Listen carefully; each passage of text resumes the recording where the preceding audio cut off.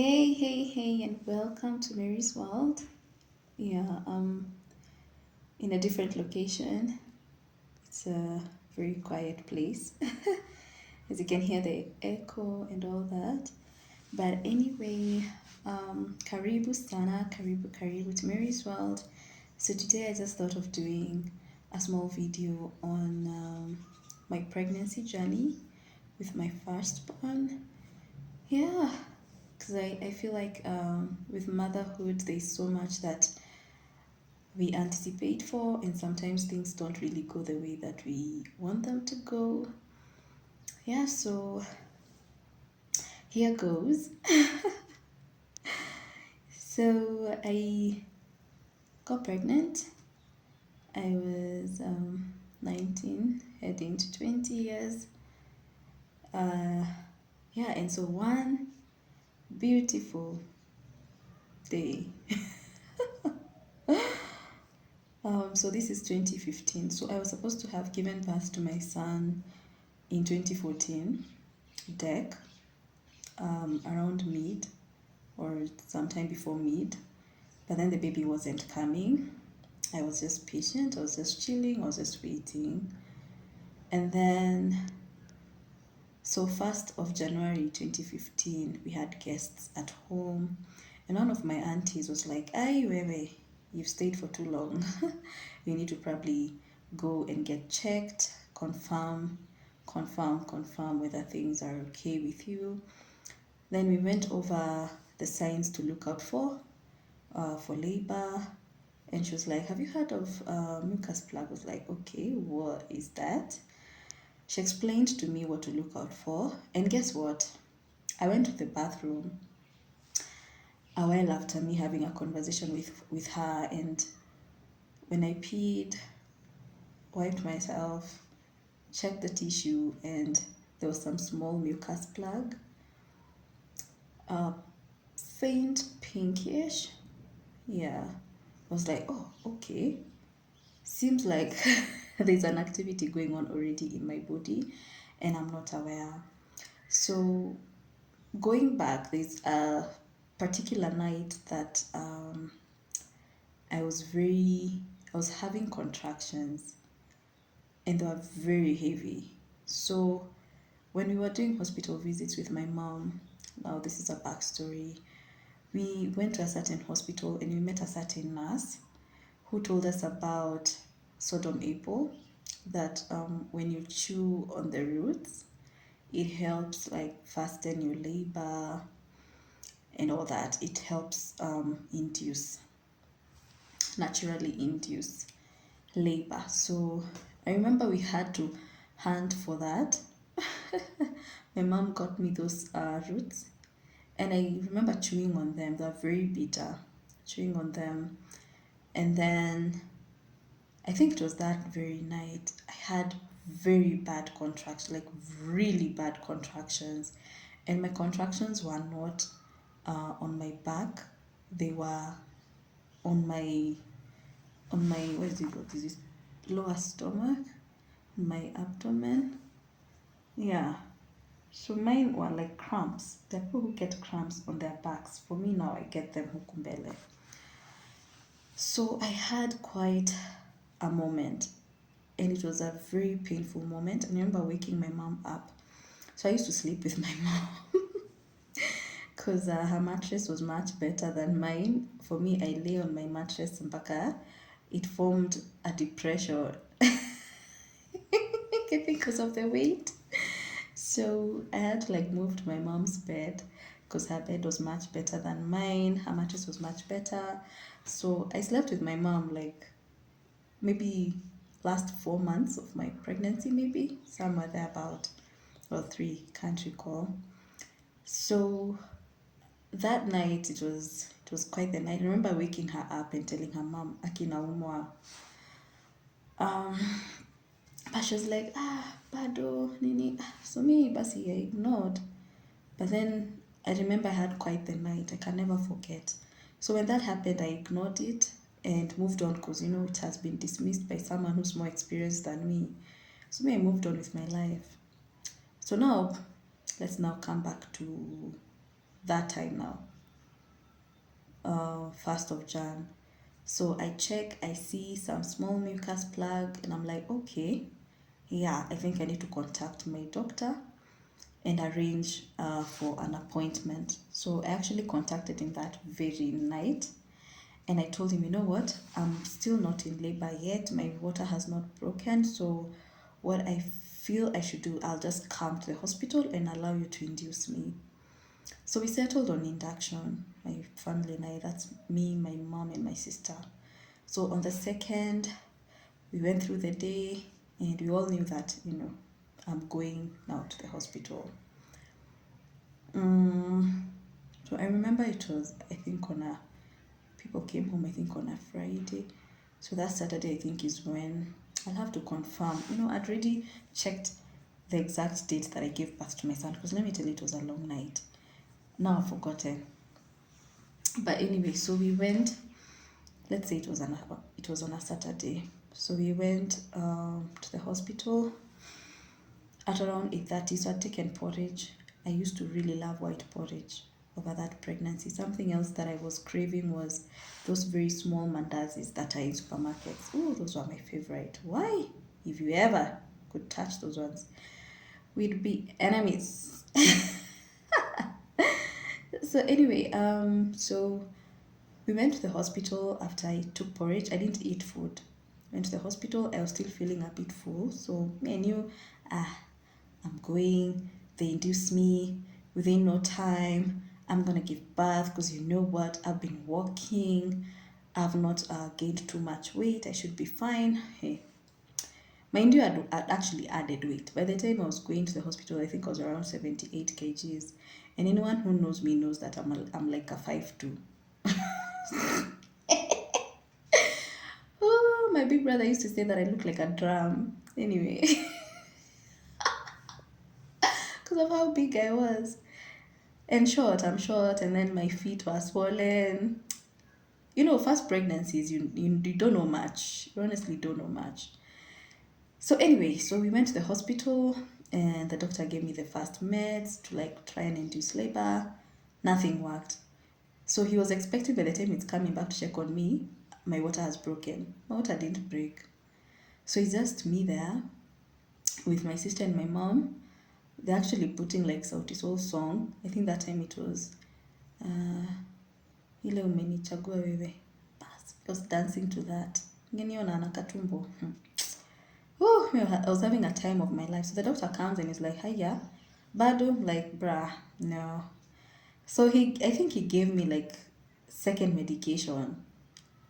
So hizi ni zile, I think, zenye mtu anamezanga or something. Haya. So he goes and then he's like, unaona vile unacheka? Nimeona sasa vile unacheka. Sasa ngoja after some hours nitajua vile wewe unalia. I'm like, Ebu, don't tell me those things. Me, I'm those strong women. I don't scream. I will not scream. Me, I will labor like a lady. Anyway, so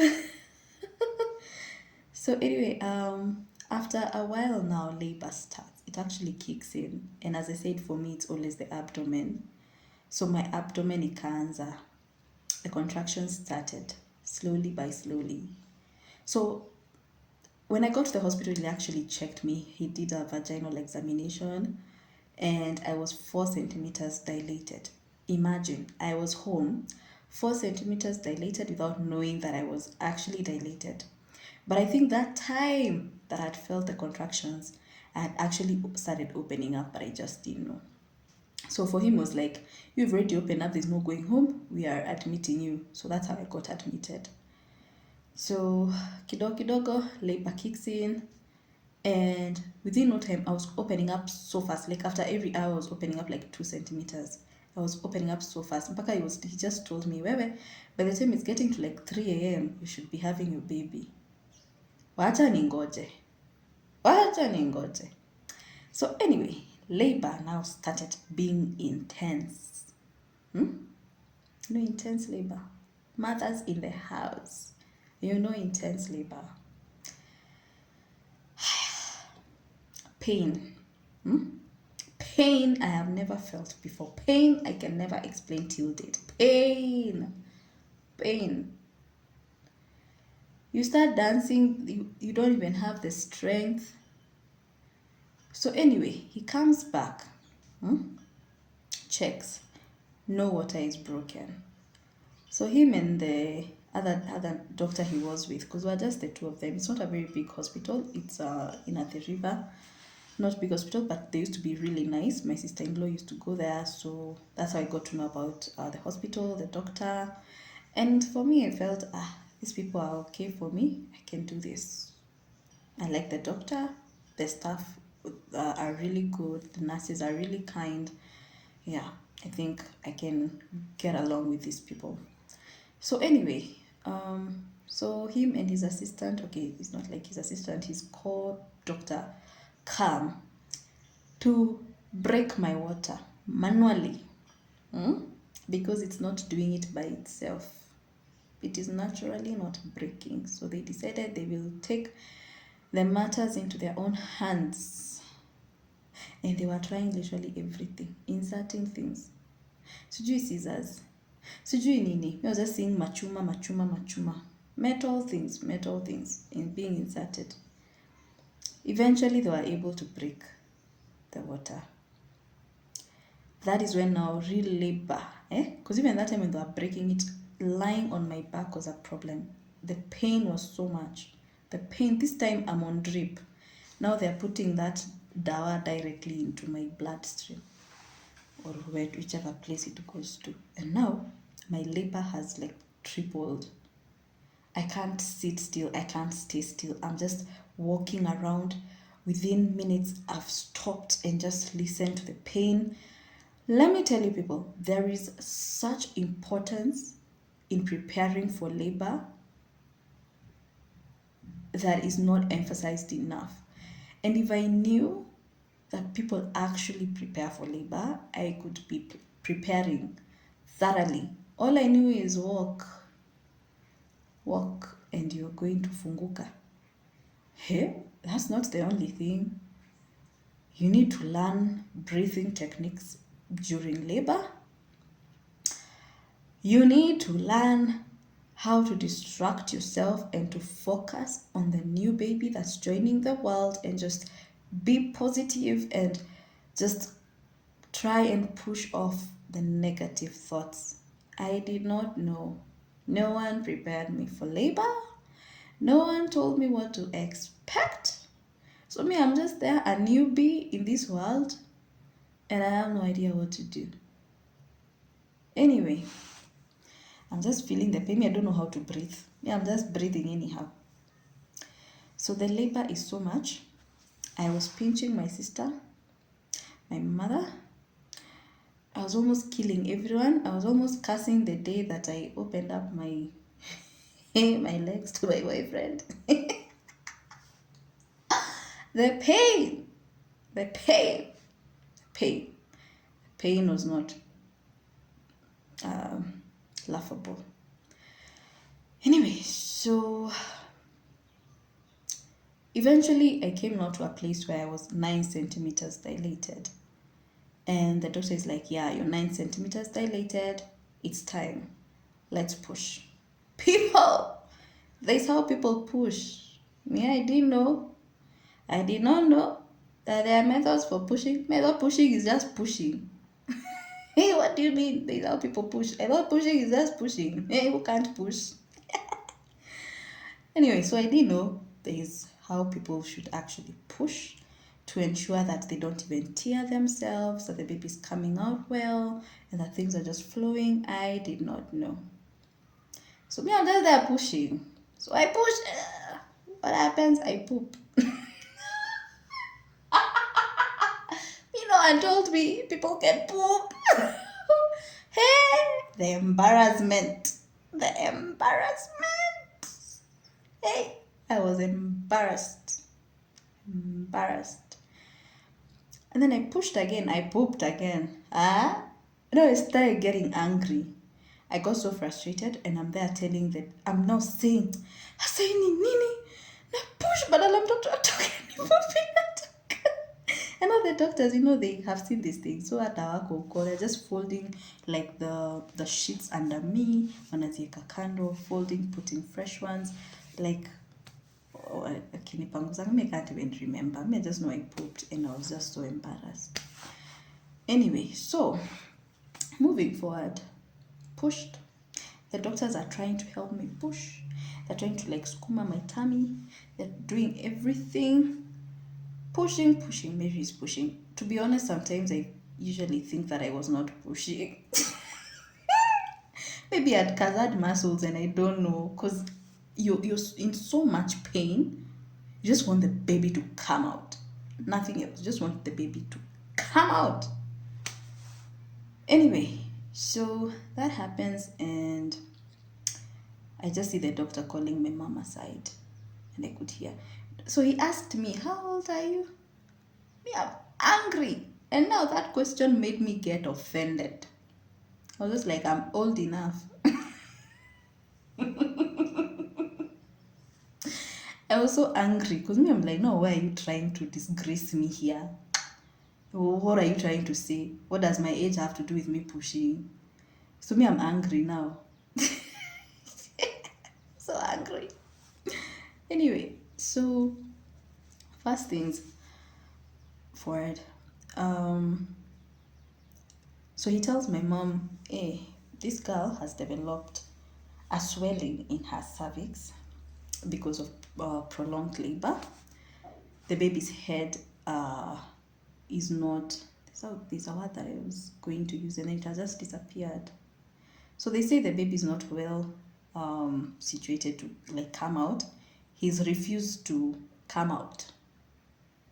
And now even because of the swelling in my cervix, it even makes the way much harder for the baby to come out. So baby can't come out. I have to go in for emergency CS. Hey, my mom, I could tell now from the facial expression, because me, I'm there, I'm just screaming. Let me tell you people, I stopped laboring like a lady. Hey! And I decided me, I'm going all kienyeji. I don't care who will judge me. I do not care.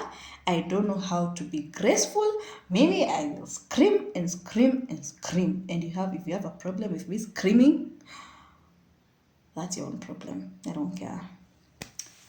So I think there's another lady who gave birth before me or something. People are not screaming. Hey, Mimi, ooh, I now started screaming. I've not used so much of my energy screaming. I don't even have any more energy left in me, to be honest. I didn't have. I was weak. And remember, I had not eaten dinner. I'd taken uji. And then I've pooped. Then I've been pushing. I've been laboring for hours. Because now it was heading now to morning hours, early morning hours. So, because it's around maybe 4 a.m. or 5. I can't even recall. So they say she has to be transferred. I hear them now saying that I have to be transferred to another hospital because for them, they don't do surgeries at night because their doctor lives far from the hospital and they'll take time before they get to me, and for them they feel it's an emergency, so I need to like get medical attention ASAP. So my mom is like, so now what do we do? Again, this is a small hospital, don't even have an ambulance. If they did, there is no one to drive because there are just 2 doctors in the hospital on night shift. So what do we do? My mom uses her car. So they're ferrying me to the car on a wheelchair. Me, I feel, I could have fallen from that thing because the labor, the contractions. Oh my God. No one prepared me. I was in so much pain. I remember like holding the doctor by his collar and asking him, what have you done to me? What have you done to me? The pain. Anyway, moving forward. So I was able now to get into the car, to my mom's car. We went to the doctor so that he can hand me over to the other hospital. So he took me to a government hospital, guys. Because government hospitals work 24/7. So he took me to a government hospital. I can't even remember even how the journey was. All I know is I was in bad labor. The contractions were like coming in every second. I didn't even have time to breathe and just, woosa for a moment. So I get to the hospital and guess what they say? They have to confirm whether or not I'm 9 centimeters dilated. So for those people that don't understand this language, When someone gets to 9 centimeters dilation, they can push the baby. Like the 10th is baby's out. So 9 centimeters means you're ready. You can push. The baby is set. The cervix is fully open and ready for the baby to come out. So that's where I was. That's why I was being told to push, because my way was ready. So we now, I know there's something in my eye. Like one of these lashes has gotten in. Something, I don't know. So anyway, we get there and they say they have to do a vaginal examination to confirm. Those people who've gone through these things know how painful vaginal examinations are. And now I'm in tight labor. I can't sit still. I can't lie still on my back. I remember that nurse being so rude to me. It was so rude. So he checked me, then was like, yeah, it's true, she's 9 centimeters. They now took the discharge notes from the other hospital. They received me, and now my doctor had to leave. So I've been left with my family in the hands of other people. Higher. So now they tell me, where you can give birth. Can you walk up and down that ramp until that baby comes out? Remember, the discharge notice saying I'm supposed to be received in for emergency CS. Now this other hospital is saying you labor, keep laboring, that baby will come out. It's just that the baby's head is not engaged. That's the word, is not engaged. So you walk until the head is engaged into the cervix so that the baby can come out. I struggled, my people. All this time, I'm just screaming. People, I stopped being a lady. I stopped a long time and decided, you know what, come by and by. Me, I'm just going to just do what my body is feeling. I'm going to express myself. I don't care. After all, they don't know me. They do not know me. So I can scream. So I walked and walked. Let me tell you guys, my tummy had gone so low, I could feel as if my baby is falling. There was nothing who could do. There was nothing. The baby was low, kabisa, but I could hear him. I could feel him move. I could still feel him move and want, and he'd come, and then the labor is so strong, the contractions are so strong, and I could feel like he wants me to take him out. I kept pushing. He was not coming out. I kept pushing. He was not coming out. Remember, I'm walking and standing on ramps and all that. So anyway, eventually, the doctor comes and he says that they want to check me. They want me to try